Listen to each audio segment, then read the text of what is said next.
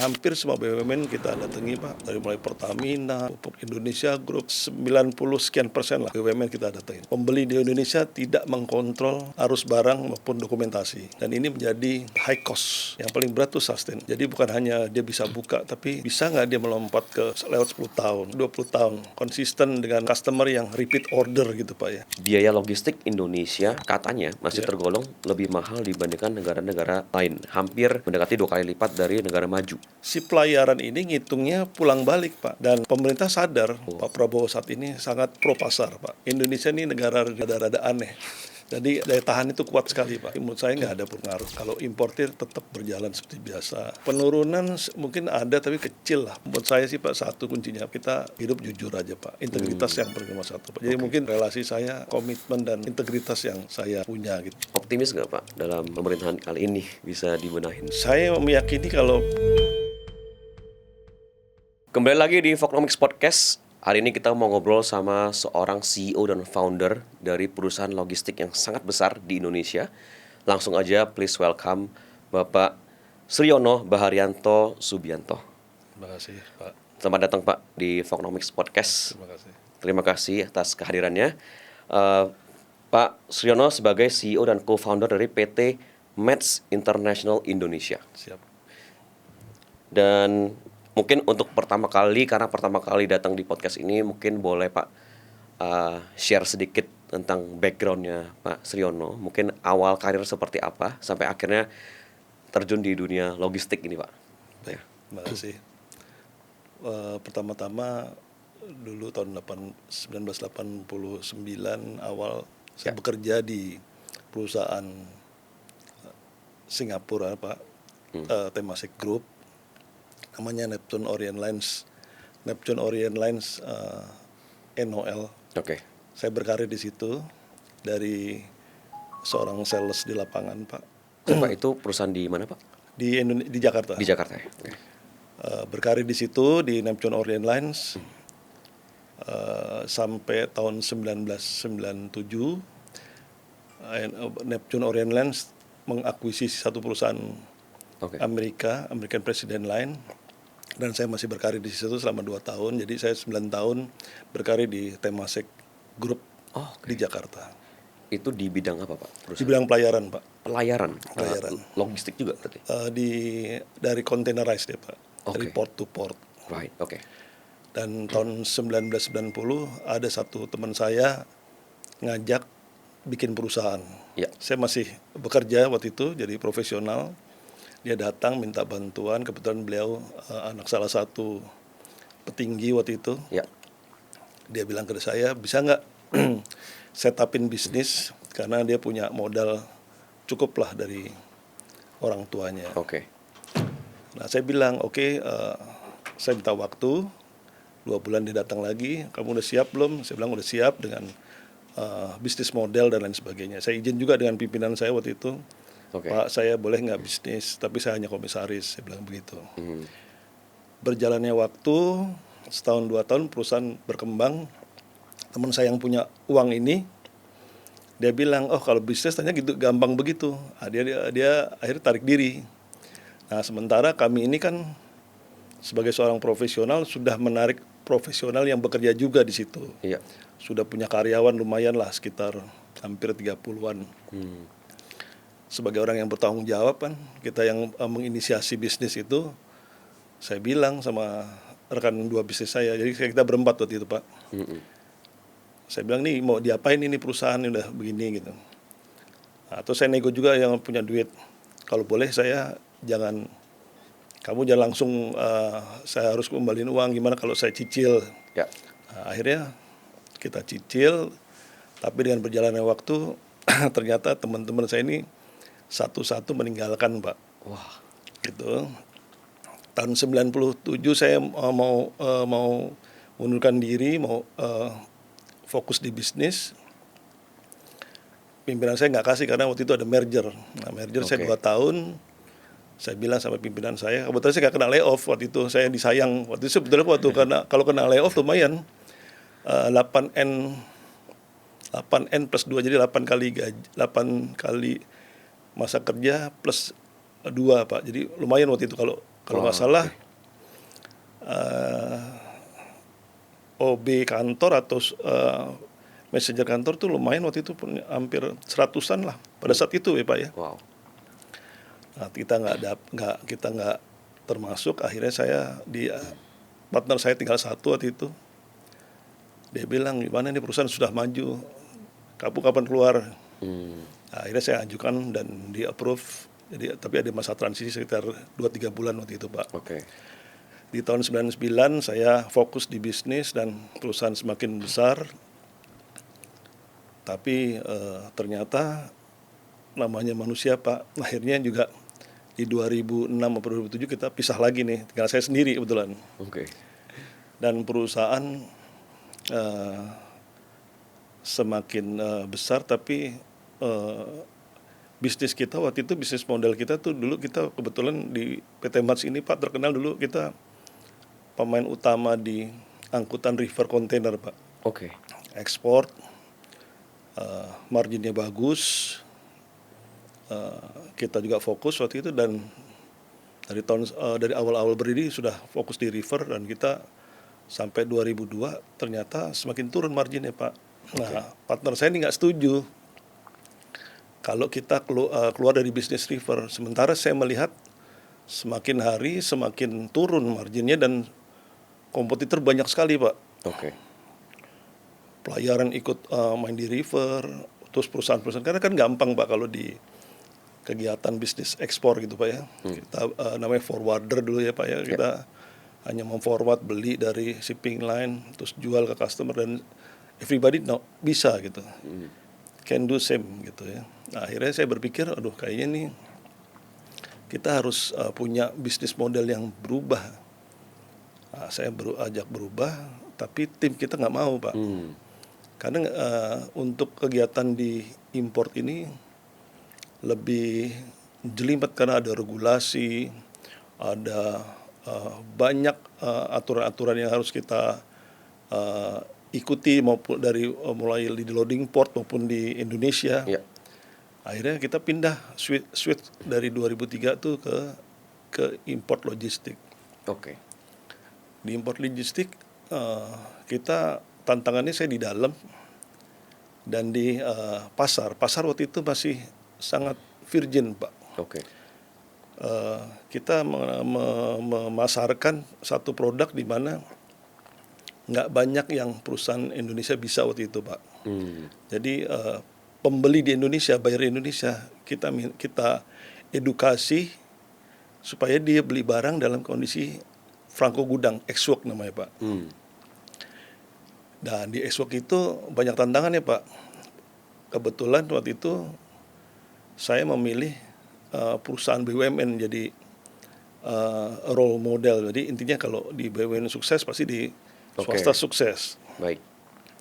Akhirnya kita ke BUMN, kita edukasi Pak.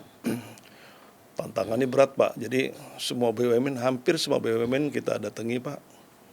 Dari mulai Pertamina, Pupuk Indonesia Group, pokoknya hampir semua Pak, 90 sekian % lah BUMN kita datangin. Akhirnya kita kesimpulan bahwa di Indonesia baik swasta maupun BUMN masih sampai sekarang pun baik, tapi persentasenya sudah lebih baik. Jadi waktu itu hampir 90% pembelian tuh dalam kondisi CIF. Berarti pembeli di Indonesia tidak mengkontrol arus barang maupun dokumentasi. Dan ini menjadi high cost buat buyer Indonesia, termasuk juga di BUMN Pak, high cost. Kami juga udah sering, sampai sekarang pun saya mengedukasi Pak. Kita datang ke Pertamina Hulu, kita datang ke Pertamina Patraniaga Group gitu Pak ya. Di Pertamina kan banyak tuh. Kita pergi ke beberapa BUMN yang masih belum familiar dengan model bisnis yang pembelian yang intinya yang best practice Pak. Nah, dan alhamdulillah sampai sekarang kami masih berjalan Pak, dan semakin baik dari segi penetrasi pasar, produk dan lain sebagainya.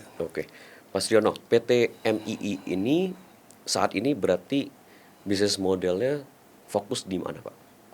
Di import dan ekspor Pak. Impor dan ekspor. Dari sea forwarding juga, air forwarding juga. Jadi di kita di logistik tuh ada freight forwarding, Oke. ada packaging, ada insurance, ada dokumentasi Oke. di pengurusan PPJK Pak. Gitu. Oke. Jadi kita 4 dan kita happy di industri ini Pak, karena kita kompetitornya kalau kita ketemu di perusahaan-perusahaan saat ini banyak perusahaan asing kebetulan berkantor di Indonesia, di Jakarta. Jadi kita happy lah sebagai pemain. Gak banyak lah perusahaan-perusahaan Indonesia, origin Indonesia yang berkecimpung di ekspor dan impor Pak. Betul. Mungkin buat biar kasih gambaran ke teman-teman yang nonton ini Pak, podcast ini, kan dari tahun 90 sampai sekarang Pak ya? Iya. Sudah berjalan berarti 36 tahun kurang lebih. Iya, Pak. Mungkin boleh kasih gambaran sebesar apa sih PT MII ini sampai saat ini? Mungkin boleh Pak dari segi boleh dari segi revenue atau jangkauan atau perputaran cash flow Pak mungkin. Kalau itu mungkin saya nggak begitu hafal kalau soal omset atau value, tapi intinya khususnya untuk jangkauan Pak ya. Kebetulan partner-partner kita tuh perusahaan-perusahaan yang cukup besar di dunia Pak, bukan di Indonesia, tapi katakanlah associate kerjasama kita dengan perusahaan-perusahaan terbesar di Amerika maupun di Eropa Pak.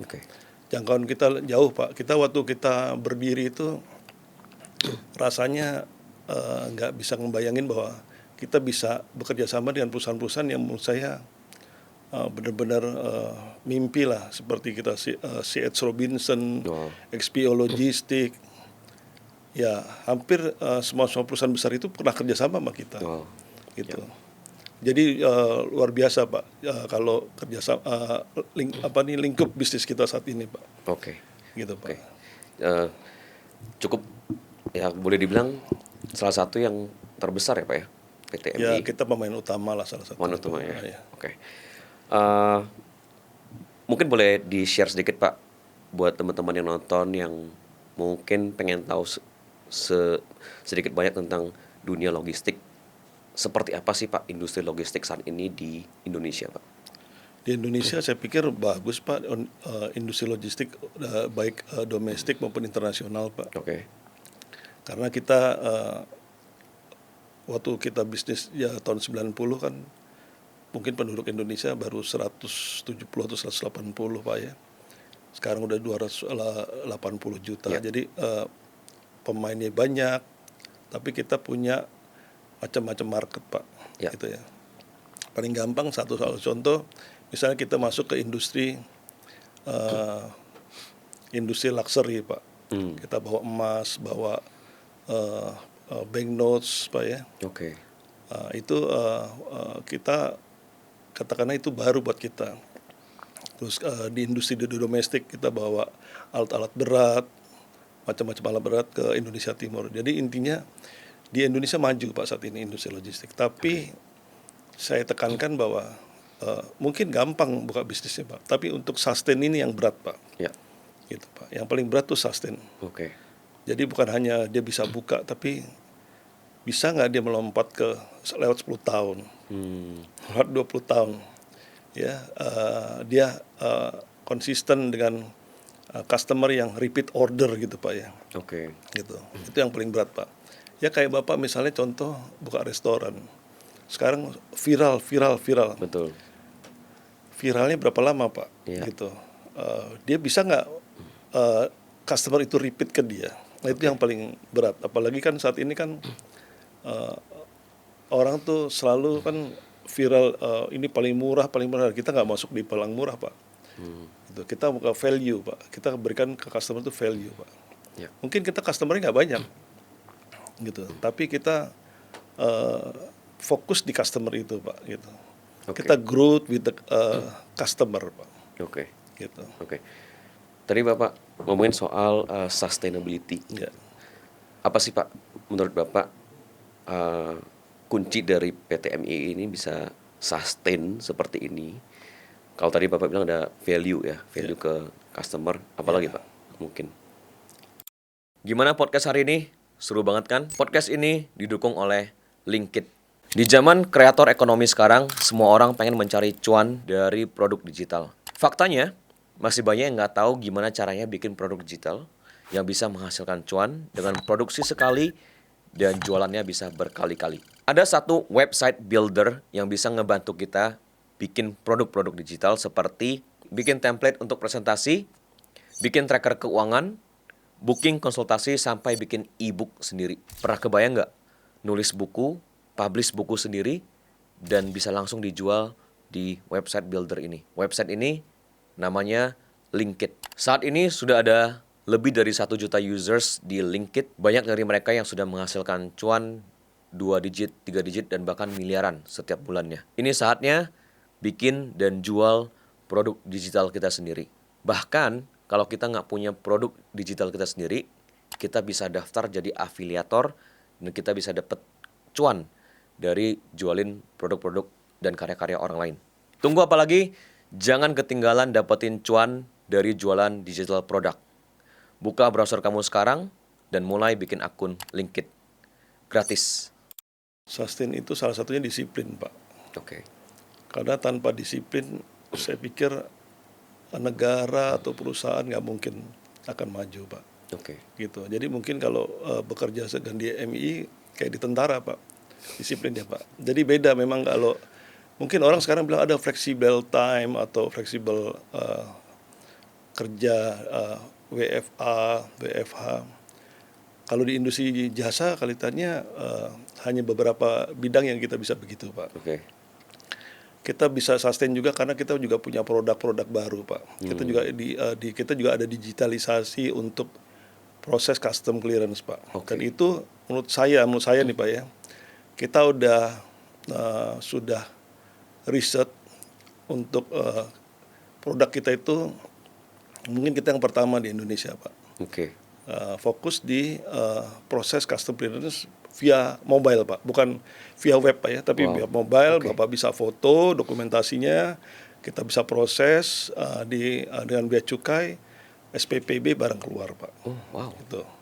Gitu, Pak. Gitu. Dan ini kita waktu itu ceritanya terinspirasi dari COVID, Pak. Oke. COVID itu orang tidak bisa ketemu. Bea cukai kerja di rumah, sebagian di kantor.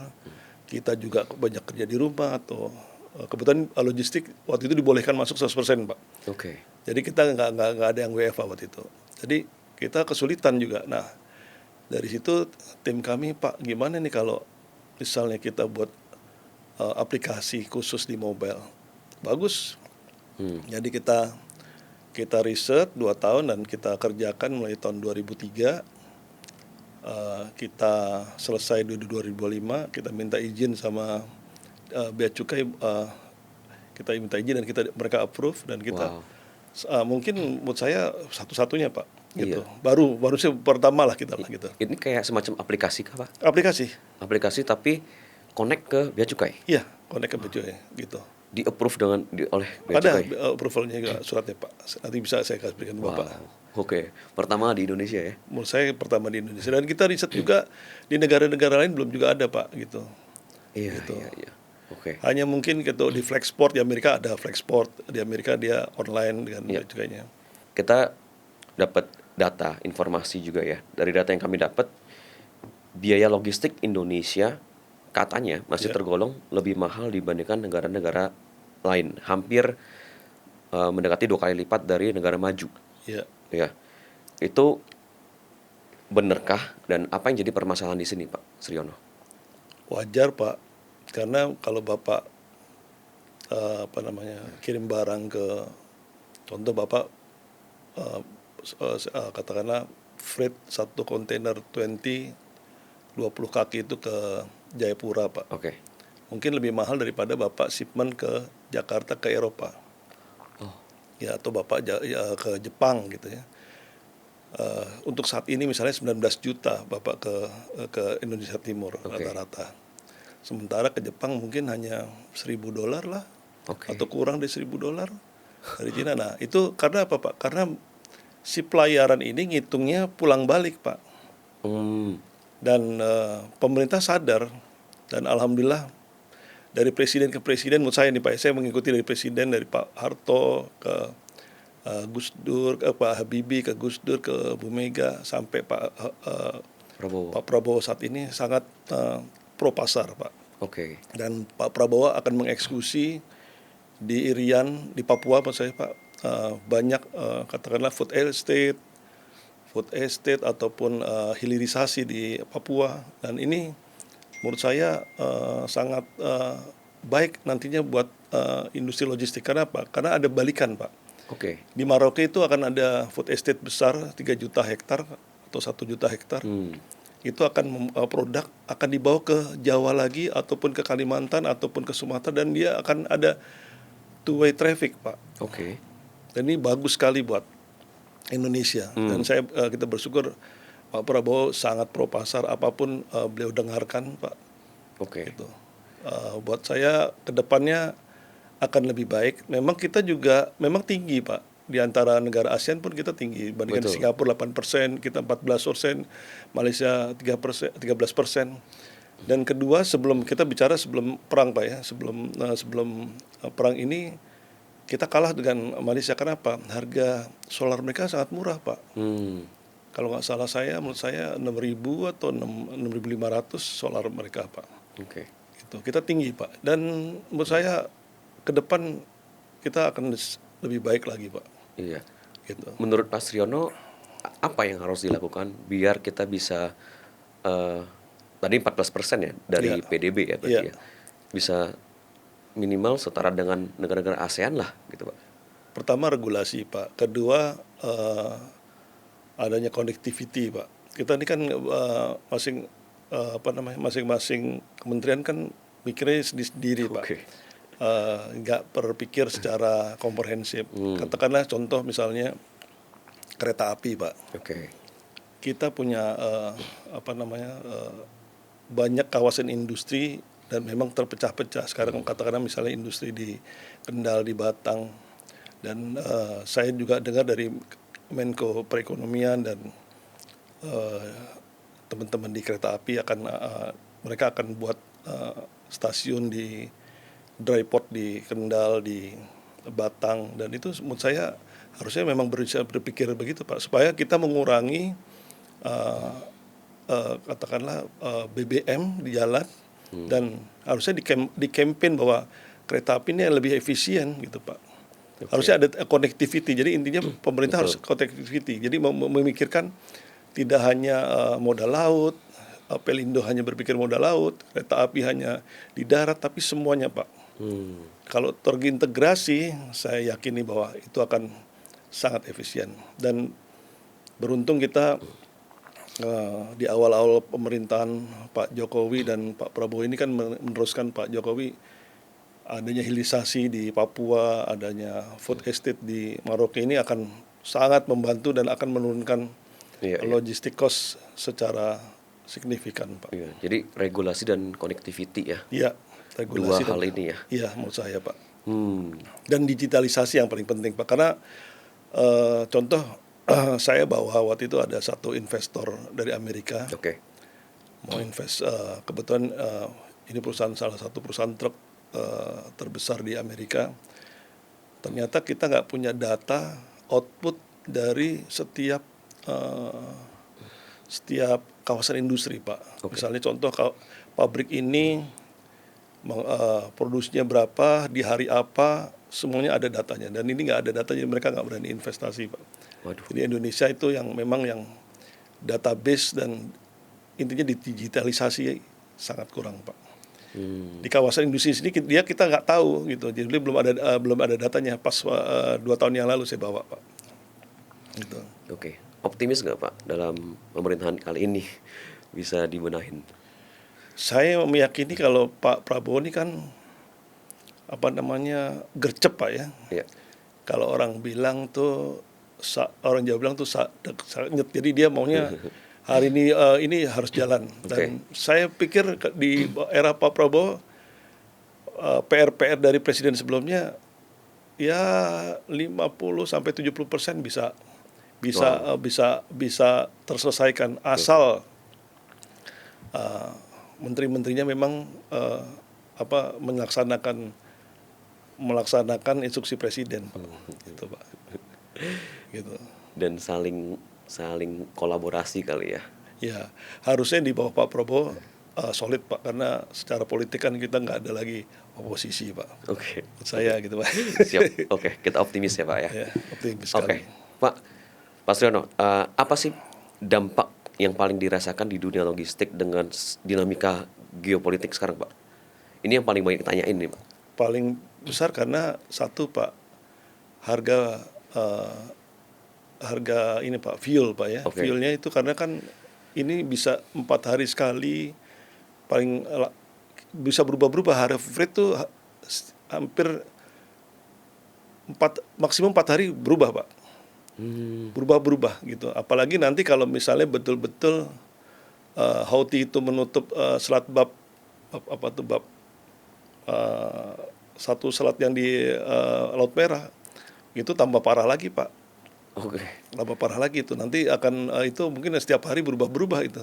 Dan space ini kan sekarang ini kan terbatas, Pak. Dia katakanlah pelayaran maupun airline itu, shipping line dan airline itu sekarang kan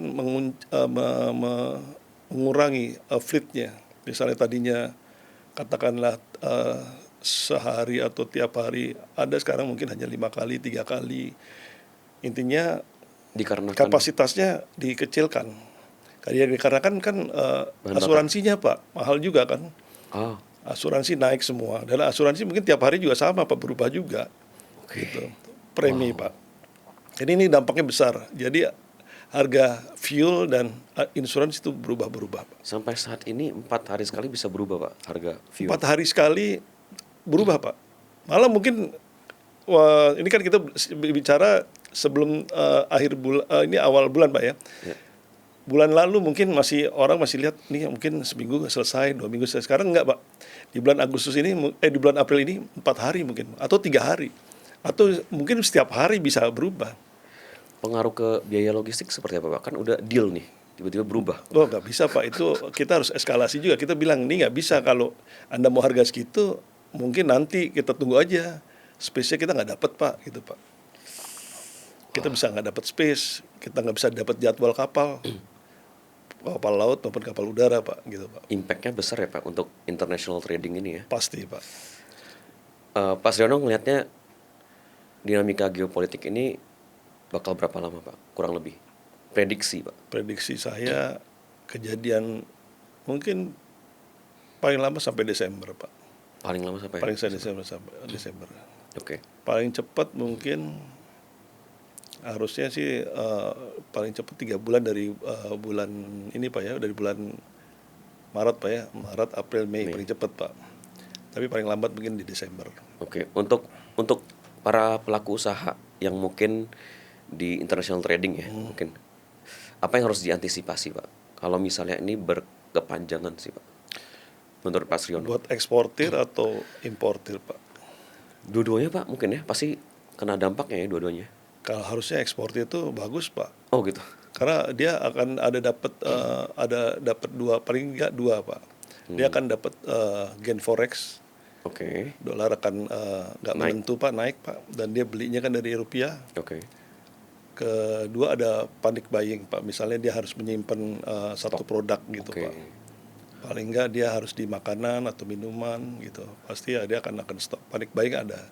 Biasanya dulu begitu, Pak. Oke. Karena Tapi insurance naik. Nah, naik, Pak. Insurance pasti naik. Gitu. Oke. Menurut saya katakanlah di setiap ada momen tahun 97, 98 atau setiap kali ada peperangan, saya pikir UMKM Indonesia akan maju, Pak.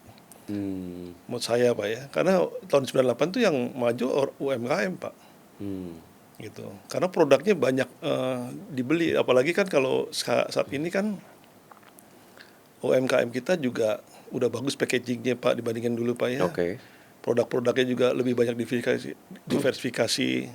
Terus kedua juga di Indonesia ini kan kehebatannya kan di herbal, Pak.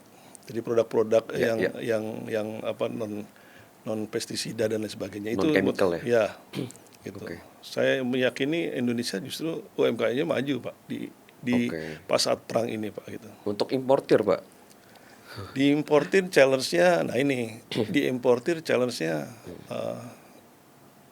tinggal demand di Indonesia Pak. Oke. Tapi saya pikir kan mungkin stabil aja Pak, karena Indonesia kan ini kan sepertinya tidak terkena, menurut saya nih Pak ya, Indonesia ini negara rada-rada aneh. Jadi daya tahan itu kuat sekali Pak. Ya, ya. Jadi menurut saya nggak ada pengaruh Pak. Kalau importir tetap berjalan seperti biasa. Penurunan mungkin ada tapi kecil lah Pak. Indonesia nih kalau buat saya mini Amerika Pak. Gitu. Kita Mini kan Amerika. Ya, karena impor semua Pak. Hampir semua semua. Iya. Gitu. Dan demandnya besar Pak. Gitu. Iya. Tadi pagi saya baca berita Pak. Per hari ini tuh negara-negara tetangga kita udah naikin harga bensin dan harga bahan bakar gitu. Betul. Kita sendiri yang tidak naik Pak. Belum, betul. Bukan tidak naik. Kenapa bisa begitu Pak ya negara kita ini? Saya pikir presiden kita orang yang bijaksana dan wise Pak ya. Oke. Beliau mungkin nggak melihat ini masih bisa diredam. Khawatirnya juga ada gejolak atau panik Pak ya. Jadi mungkin Pak Presiden mendingan kita terlambat mengadjust daripada terjadi panik Pak. Gitu. Oke. Panik buying itu bahaya juga Pak, karena kan kembali lagi di media sosial dia bilang wah ini kayak zaman dulu antri ya kan Pak gitu. Iya. Gitu.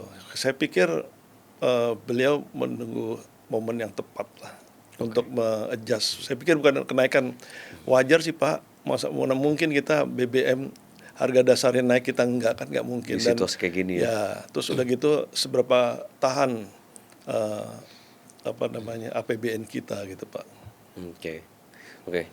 Mas Yono, ini juga jadi isu yang lagi gencar dibicarakan.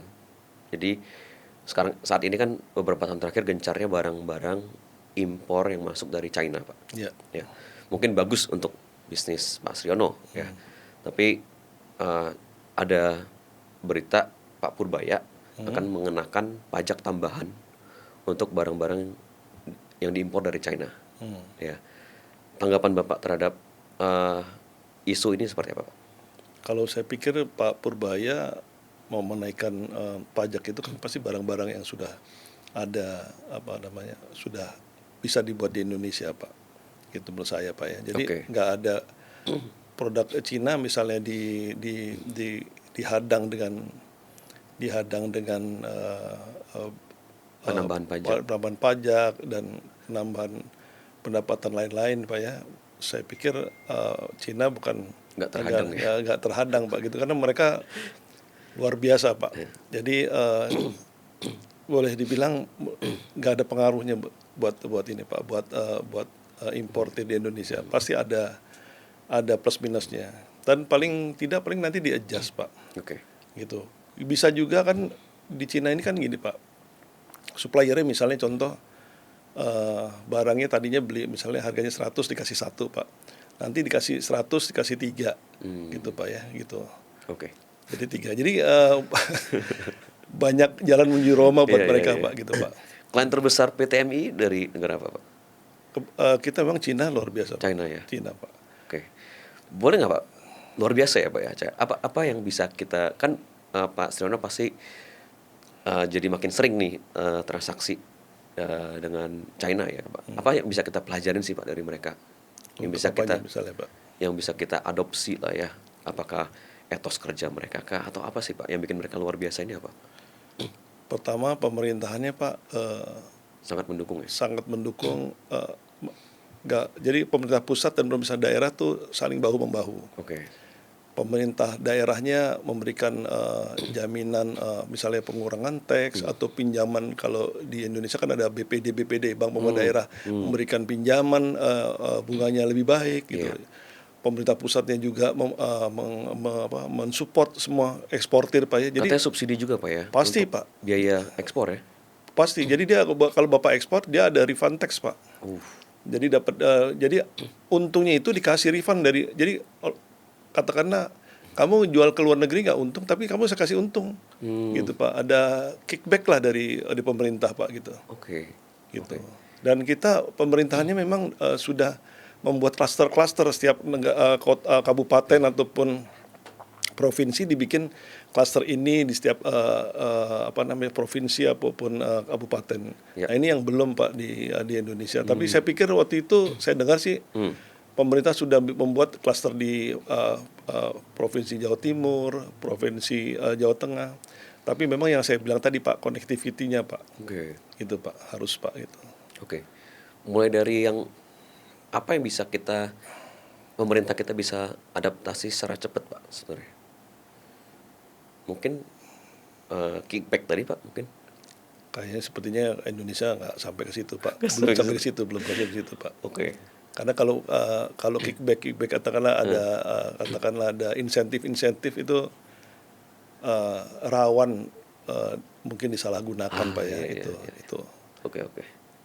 Sistemnya Pak, kalau sistemnya udah berjalan mungkin bisa Pak, dan orangnya juga Pak, gitu. Oke. Baiklah.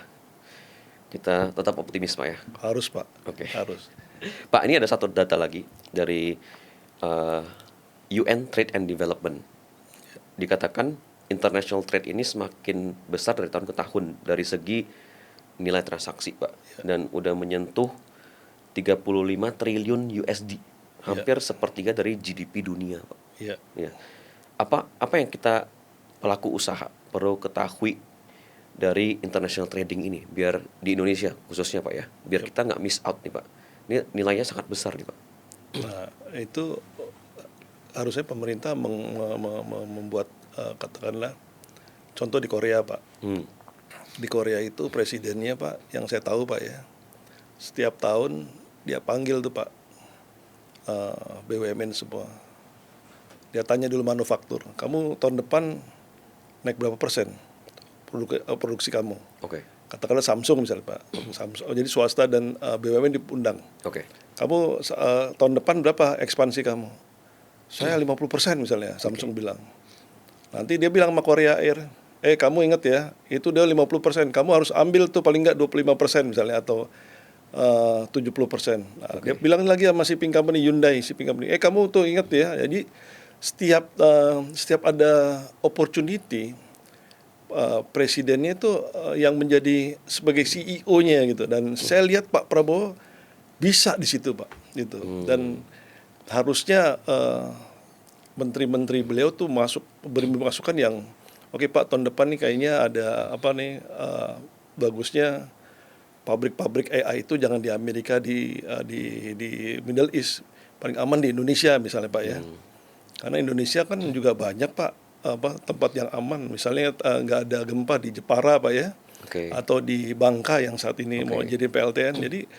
Jadi intinya sedemikian besar nilai daripada international trade itu harusnya kita bisa ambil. Katakan lagi apa gitu Pak ya di negara. Intinya menteri-menteri memberi masukan dan Pak Presiden menjadi konduktornya sebagai CEO-nya. Panggil semuanya, nih tahun depan negara ini opportunity-nya sekian. Ada datanya Pak, bisa Pak. Termasuk Garuda Indonesia diundang. Ya misalnya Garuda, semua didudukin Pak. Kalau kebetulan kalau di Korea yang saya tahu begitu Pak. Jadi saya pernah bicara sama salah satu pimpinan perusahaan mereka. Oke. Jadi presidennya itu benar-benar sebagai konduktor. Jadi dia bikin itu Pak. Setiap tahun depan kamu berapa ekspansi sekian persen. Ini kamu di mana aja, negara mana. Nah itu Pak. Gitu.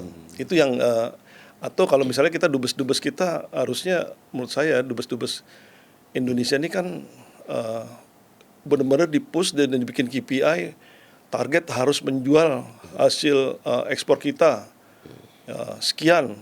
Kan ekspor kita banyak Pak. Kenapa Pak Habibie, Pak Harto itu almarhum membuat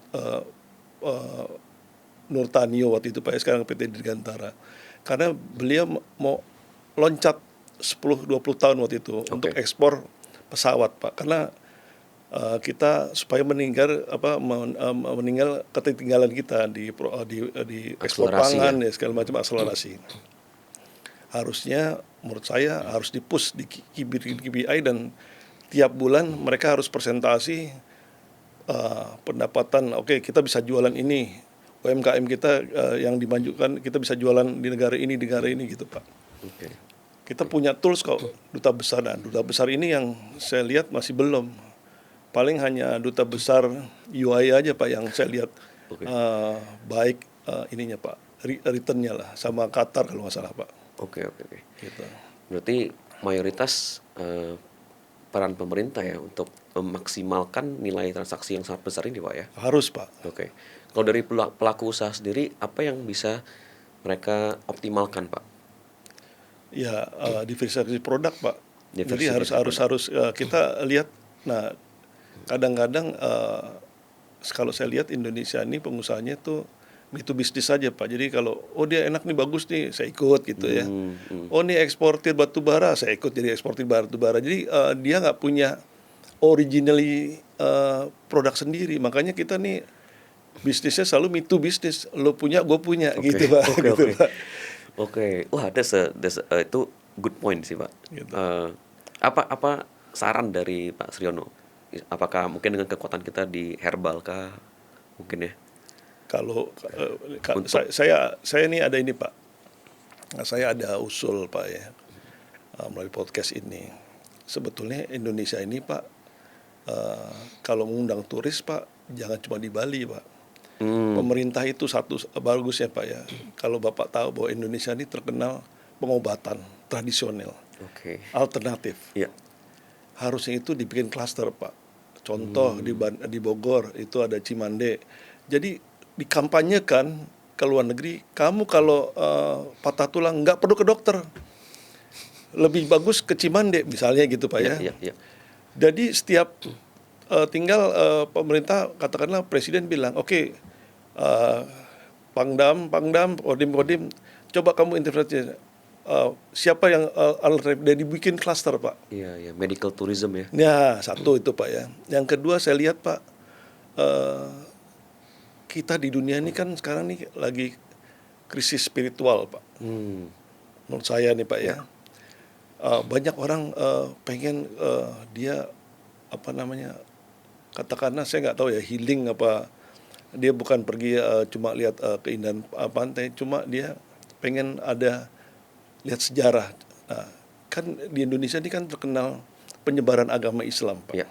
Agama Islam, agama Buddha, agama Hindu, agama Kristen Pak. Itu dibuat katakanlah buat museum ataupun di makamnya para wali songo itu dibikin yang bagus. Jadi orang Malaysia, orang Arab semua datang. Oh iya ya, ini ada katakanlah sejarah Islam, sejarah Buddha, sejarah Hindu, sejarah Kristen misalnya Pak ya. Kan kalau saya lihat tuh di Sumatera Utara kan ada no mention ya Pak ya.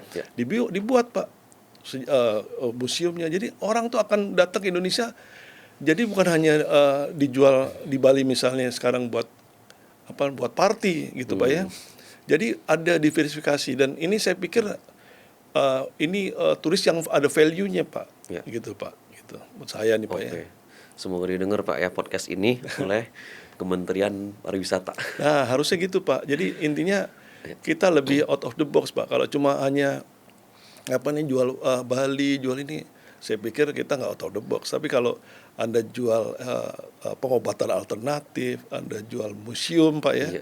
Karena Bapak bayangin aja, di Eropa gereja itu sekarang jadi museum kan Pak.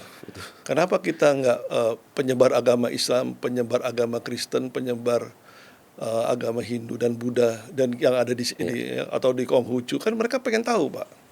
Gitu. Dan kita mengajarkan juga ke anak-anak kita, katakanlah cucu-cucu kita ya, tentang sejarah gitu. Traditional medical tourism belum ada tuh Pak ya. Ya, unik kita. Ya, betul Pak. Itu harusnya begitu Pak. Mudah-mudahan Pak, podcast ini jadi tambah gede nih. Baik. Oke. Pak, tadi kan Pak Sriono ngomongin soal spiritualitas ya. Tadi kita juga sempat ngobrol sebelum podcast ini. Apa sih Pak? Ini kan PT MII berjalan 36 tahun, bukan sesuatu yang gampang. Dan apa sih Pak momen Tahun berapa sih momen terchallengingnya PT MII selama 36 tahun ini, Pak? Tahun berapa sih, Pak? Gimana podcast hari ini? Seru banget kan? Podcast ini didukung oleh V-Office. V-Office adalah penyedia ruang kerja fleksibel terkemuka yang menawarkan berbagai solusi perkantoran modern, seperti virtual office, service office, coworking space, dan ruang meeting profesional.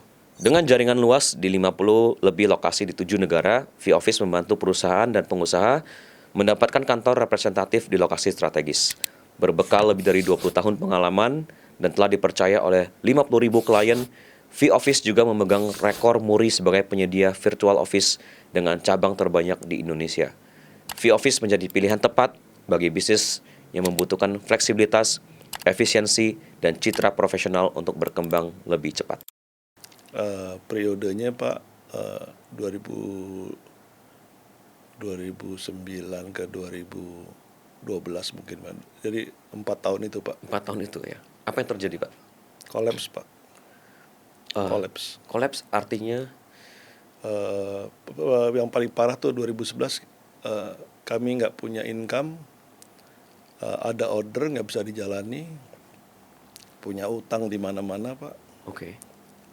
Karena internal dan eksternal. Oke. Internal, ya kalau saya lihat, kalau saya pikir di Indonesia kalau kita bilang fraud Pak ya, fraud itu yang terjadi di internal tuh dari atas sampai bawah Pak. Wow. Kalau di eksternal itu customer nggak bayar, belum bayar lah Pak.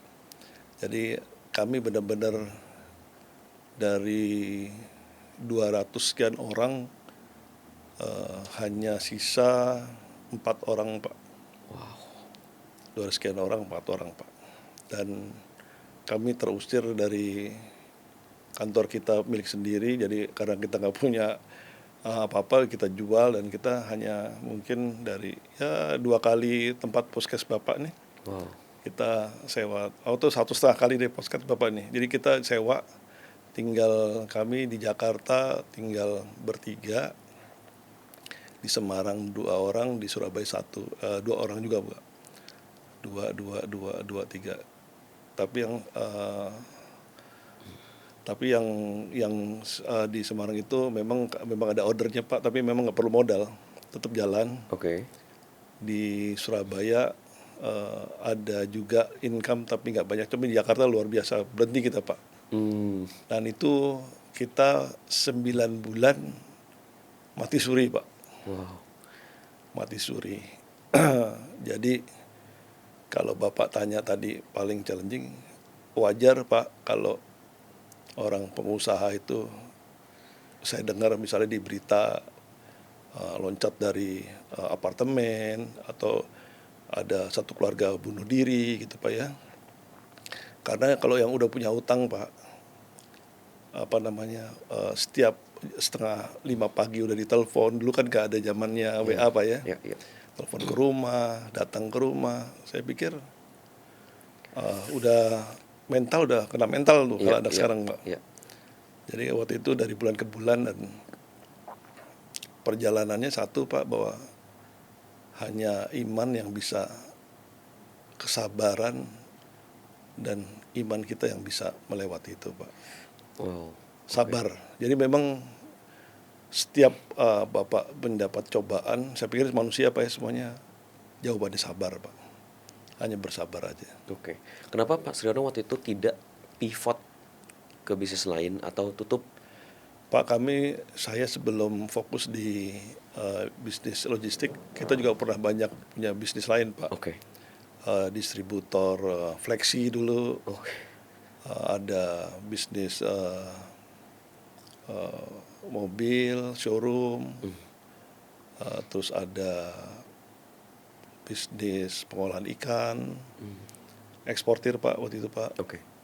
Ada beberapa Pak ya, saya juga lupa juga, tapi intinya kita tutup semua karena saya kebetulan banyak dibohongi Pak. Ada fraud lah gitu ya, akhirnya kita mundur. Dan kita, mungkin Tuhan bilang, udahlah lo ini aja juga nggak habis kan, kira-kira begitu Pak gitu. Dan itu masa-masa itu yang menurut saya masa-masa paling indah Pak. Pas di tahun itu Pak, dan menurut saya juga kita lebih dekat dengan Sang Khalik, dengan Allah gitu Pak. Jadi kalau kan orang itu meninggal tuh ada dua hal Pak. Mati pun ada dua Pak. Ada mati secara fisik, ada mati secara perdata. Dan saya sudah menjalani mati secara perdata. Jadi saya udah pernah mati juga Pak. Perdata itu apa? Mati secara perdata? Mati secara ekonomi Pak. Gitu. Secara ekonomi kita mati Pak. Hanya Tuhan yang bisa menolong Pak. Apa yang dilakukan Pak Sriono waktu itu akhirnya bangkit lagi sampai sekarang? Saya banyak berdoa setiap pagi setelah subuh saya keluar rumah. Saya ngikutin jalan hidup saya aja. Saya ikutin hati saya. Oh, hari ini saya ke customer ini misalnya. Tapi pada saat itu kita juga mau ke customer juga bingung juga kalau mau ada orang. Dan pada saat itu setelah Lebaran di 2011 saya udah pasrah Pak, karena saya udah nggak bisa. Waktu itu ada kebetulan masih ada sisa karyawan yang harus saya bayar THR-nya. Saya nggak bisa bayar THR, saya nggak bisa bayar THR buat ART juga. Saya lepas, katakanlah berserah diri lah, surrender lah ya, menyerahkan diri. Dan saya waktu dulu juga sebelum kolaps tuh kita udah pengen jual aset kita, nggak laku-laku Pak 4 tahun tuh Pak. Tapi kalau Tuhan udah mau Pak, Bapak cuma di Pilox papan tulis dijual tanpa perantara, dan itu it's work Pak. Jadi itu jalan hanya seminggu terus laku rumah itu Pak. Karena bank itu udah bilang, bank itu datang ke saya, dia datang saya dan saya datang juga ke mereka. Dia tanya, Pak Sriono ini aset mau diapain? Anda kan udah terlalu berat nih katanya gitu. Oh siap, saya jual aja Pak, saya bilang gitu. Saya jual. Akhirnya kita pasang papan dijual tanpa perantara, seminggu laku Pak. Aset pribadi Pak? Aset perusahaan Pak. Itu atas nama masih pribadi, waktu itu masih pribadi Pak. Jadi saya jual. Dan itulah awal saya bisa bangkit Pak. Gitu. Kalau nggak jual itu, saya juga nggak tahu nasib saya di hari ini Pak ya. Tapi saya juga melihat bahwa 10 bulan setelah saya jual Pak, harga rumah itu naik 200%. Wow. Jadi saya melihat, aduh kok saya rugi, tapi saya nggak bilang rugi. Ini biaya sekolah. Gitu. Apa yang terjadi Pak setelah menjual aset? Terus saya kebetulan waktu itu saya ditelepon sama teman saya. Dia tanya sama saya, bahasa Jakarta gini, lo mau ngangkut barang gue nggak? Dibilang gitu kan. Saya bilang oke, saya siap. Harganya masih sama kan yang dulu kan? Sama, saya bilang gitu. Tapi saya bilang, saya jujur aja, saya tapi nggak punya modal. Oh nggak usah takut. Maksudnya gimana nggak usah takut? Kamu bikin aja tagihan, nanti saya bayar 2 hari lagi. Dan betul Pak, setelah 2 hari saya bikin tagihan, saya antar, dibayar Pak. Dan itu menjadi modal saya sampai sekarang Pak. Gitu, kebangkitan itu Pak. Gitu. Sebetulnya buat saya sih Pak, satu kuncinya Pak, kita hidup jujur aja Pak. Integritas yang paling nomor satu Pak. Jadi mungkin teman-teman saya itu atau relasi saya komitmen dan integritas yang saya punya gitu Pak. Gitu. Mungkin buat teman-teman yang lagi nonton ini juga lagi struggling di bisnis dia, mungkin Pak boleh share nggak Pak, sepenting apa sih Pak iman di kesuksesan Pak Sriono hari ini gitu? Karena buat saya iman itu dasar Pak. Kita percaya bahwa hidup kita ini ada yang ngatur Pak. Gitu. Karena nggak ada yang sesuatu kebetulan di dunia ini Pak. Pasti beliau yang ngatur Pak. Dan kedua kita harus setiap kali ada ujian, kita harus positive thinking Pak. Kalau kita rugi berarti Tuhan tuh memberikan, kalau hari ini kita rugi, Tuhan sedang memberikan kita surga gitu Pak, suatu berkah. Berarti kita disayang Pak kalau kita diuji. Jadi jangan sangka, maaf Pak, kalau orang sekarang lagi kaya terus seolah-olah nggak ada ujian, bohong Pak. Pasti dia ada ujian di tempat lain. Misalnya di sakit kah, atau di keluarganya kah, atau di anaknya kah, atau di ibunya kah, banyak. Tapi yang jelas tidak ada manusia yang tidak tanpa masalah, dan harus ada iman Pak, itu penting. Apalagi saya sebagai Kebetulan kalau Islam tuh saya belajar tasawuf Pak. Oke. Sebagai orang penganut sufi, jadi hidup saya kalau Bapak tanya saya bekerja untuk siapa, saya bekerja untuk Tuhan saya Pak. Wow. Gitu. Oke. Gitu Pak. Gitu. Saya nggak lihat, dan kebetulan waktu saya berkarir juga sama. Saya nggak pernah bekerja untuk bos saya.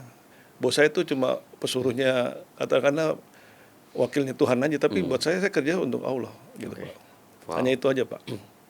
Sampai sekarang saya hanya itu Pak. Saya bekerja untuk Tuhan saya. Saya nggak melihat anak saya, kebetulan anak saya 5 laki-laki Pak. Oke. Ya, dan saya tidak melihat tidak melihat suatu punya anak menjadi beban ataupun saya punya karyawan yang menjadi beban. Enggak, saya bilang semua titipan Tuhan yang saya harus urus gitu Pak. Baik. Oke. Pak Suryono, untuk menutup ya podcast ini, Pak Suryono melihat seperti apa perkembangan industri logistik dalam, kita ngomongin 2030, banyak yang ngomong soal ekonomi 2030 ya. 4-5 tahun ke depan itu perkembangannya bakal seperti apa Pak? Saya pikir akan bagus Pak, karena pemerintah sudah membuat klaster-klaster. Contoh di Indonesia Timur kan banyak smelter Pak ya. Oke. Sudah akan merata tentang industri di Indonesia Pak, dan saya yakin di bawah leadership Pak Prabowo logistik cost itu di Indonesia akan turun Pak. Ya. Saya harapkan sih ya mungkin nggak seperti Singapura 8%, tapi kita at least Pak di 1 digit lah gitu Pak. Oke. Gitu Pak. Mungkin 3 tadi Pak ya, regulasi, connectivity dan digitalisasi. Ya, itu Pak. 3 itu ya. Pak. Oke. Gitu. Terakhir Pak, mungkin yang nonton ini banyak para pebisnis muda juga Pak. Ya. Mungkin ada satu business advice Pak di ekonomi seperti sekarang ini untuk mereka dari pebisnis senior seperti Pak Suryono. Pertama disiplin Pak. Oke. Dan kedua ditekuni Pak. Apapun yang Tuhan berikan harus ditekuni, dan kita jangan ikutan teman itu bisnis gitu. Oh teman ini bagus, kita ikut. Ini bagus, kita ikut. Karena dia kan nggak akan tahu kapan dia pasang, kapan dia kapan itu pasang, dia kapan surut di bisnis itu. Ya. Karena kalau kita udah tekuni, kita akan tahu kapan pasang, kapan kita akan surut. Seperti misalnya Bapak tanya hari ini, industri logistik terdampak nggak? Menurut saya terdampak positif Pak. Bagi yang internasional Pak ya. Ya. Karena seperti yang tadi saya bilang, jadwal kapal dan space ini terbatas. Ini akan menjadi opportunity buat pemain di internasional. Ya. Termasuk juga saya pikir domestik, karena domestik juga akan mengikuti internasional. Dia akan freight itu akan bisa naik setiap saat dan turun juga setiap saat, tapi turunnya nggak mengikuti harga fuel Pak gitu. Gitu. Oke. Thank you advice-nya Pak Suryono, dan terima kasih waktunya juga udah mau sharing-sharing di podcast Fognomics Pak. Siap. Ya, sukses terus untuk PT MII dan industri logistik Indonesia Pak. Amin. Terima kasih Pak. Thank you. Fognomics.